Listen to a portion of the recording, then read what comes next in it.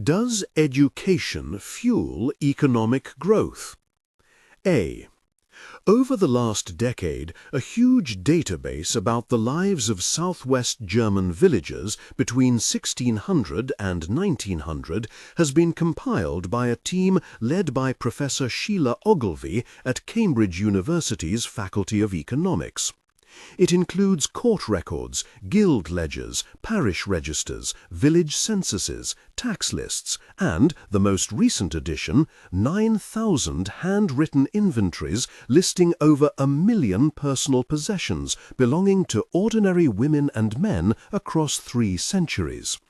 Ogilvy, who discovered the inventories in the archives of 2 German communities 30 years ago, believes they may hold the answer to a conundrum that has long puzzled economists: the lack of evidence for a causal link between education and a country's economic growth. B. As Ogilvy explains, education helps us to work more productively, invent better technology, and earn more. Surely it must be critical for economic growth.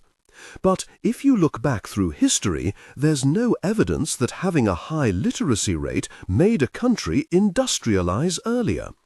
Between 1600 and 1900, England had only mediocre literacy rates by European standards, yet its economy grew fast and it was the first country to industrialize.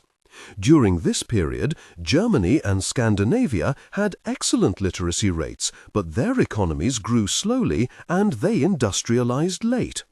Modern cross-country analyses have also struggled to find evidence that education causes economic growth, even though there is plenty of evidence that growth increases education, she adds. C. In the handwritten inventories that Ogilvy is analyzing are the belongings of women and men at marriage, remarriage, and death. From badger skins to Bibles, sewing machines to scarlet bodices, the villagers' entire worldly goods are included. Inventories of agricultural equipment and craft tools reveal economic activities. Ownership of books and education-related objects like pens and slates suggests how people learned. In addition, the tax lists included in the database record the value of farms, workshops, assets, and debts. Signatures and people's estimates of their age indicate literacy and numeracy levels, and court records reveal obstacles, such as the activities of the guilds, that stifled industry. Previous studies usually had just one way of linking education with economic growth: the presence of schools and printing presses, perhaps, or school enrollment, or the ability to sign names. According to Ogilvy, the database provides multiple indicators for the same individuals, making it possible to analyze links between literacy, numeracy, wealth, and industriousness for individual women and men over the long term. D. Ogilvy and her team have been building the vast database of material possessions on top of their full demographic reconstruction of the people who lived in these 2 German communities. We can follow the same people and their descendants across 300 years of educational and economic change, she says. Individual lives have unfolded before their eyes.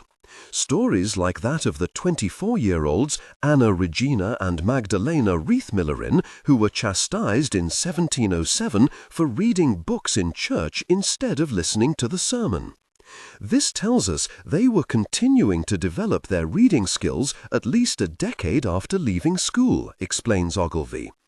The database also reveals the case of Juliana Schweikerdhut, a 60-year-old spinster living in the small Black Forest community of Wildberg, who was reprimanded in 1752 by the local Weavers' Guild for weaving cloth and combing wool counter to the guild ordinance.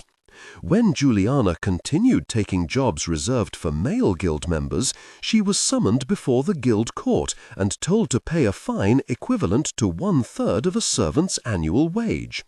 It was a small act of defiance by today's standards, but it reflects a time when laws in Germany and elsewhere regulated people's access to labor markets. The dominance of guilds not only prevented people from using their skills, but also held back even the simplest industrial innovation. E.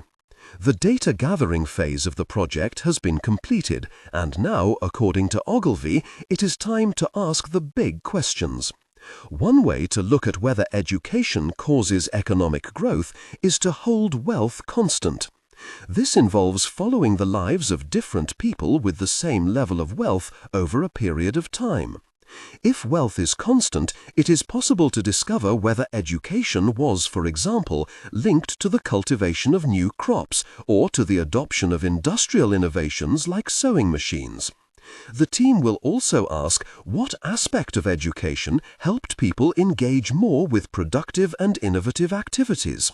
Was it, for instance, literacy, numeracy, book ownership, years of schooling? Was there a threshold level, a tipping point, that needed to be reached to affect economic performance? F. Ogilvy hopes to start finding answers to these questions over the next few years. One thing is already clear, she says: the relationship between education and economic growth is far from straightforward. German-speaking Central Europe is an excellent laboratory for testing theories of economic growth, she explains.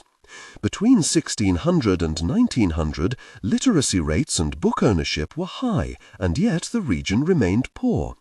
It was also the case that local guilds and merchant associations were extremely powerful and legislated against anything that undermined their monopolies. In villages throughout the region, guilds blocked labor migration and resisted changes that might reduce their influence.